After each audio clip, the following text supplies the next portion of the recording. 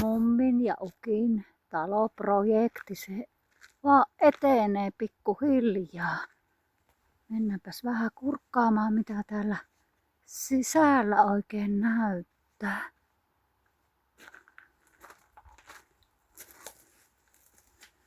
Näin, mennäänpäs tästä tuppaan. Kop, kop, onko se ukki siellä? No niin, nytpä sitä astutaan tähän sisään. No niin, tämäkö on päivän aikaan saatu tehtyä? Tämähän näyttää hyvälle. Kohta valumiehet pääsee töihin tähän. No niin. No niin. Putkimies on käynyt tänä päivänä. Viemärit on laitettu ja kylmävesijohot on saatu tonne lattiatyroksien alle, että ne säilyy kylmänä. Joo. Siellä on pesuhuoneen suihkut on tuonne varattu. Ja... Sinne on tulossa 2 suihkua meille. Joo. Kyllä. Vilkastaanpa sinne meidän saunaan ja saunatuppaan. Vilkastaanpas mitä siellä. Tänäänhän te taisitte timpurin kanssa saada levytettyä nuo seinät. Täällä laitettiin vähän tuulensuojalevyjä tänne pistettiin.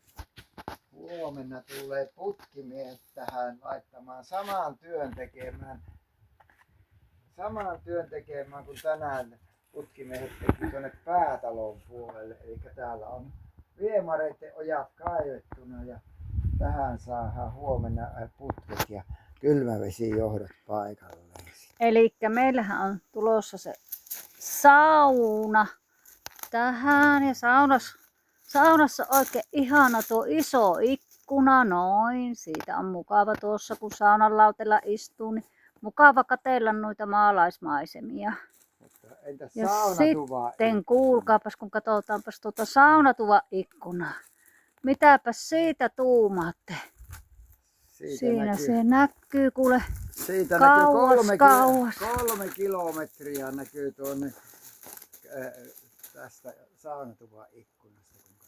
Tässäpä on mukava saunan jälkeen istuskella. Ja sitten on vielä yksi pienempi tuuletusikkuna tässä saunatuvassa. Niin. Joo. Kyllä tästä kuule hyvää tulee.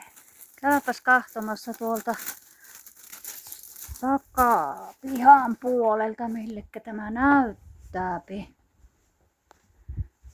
Näin. Täällä on paljon rakennustarvikkeita pihalla. Joo. Kyllä. No niin, kuvataanpas vähän tästä taloa takapihan kautta. Noin.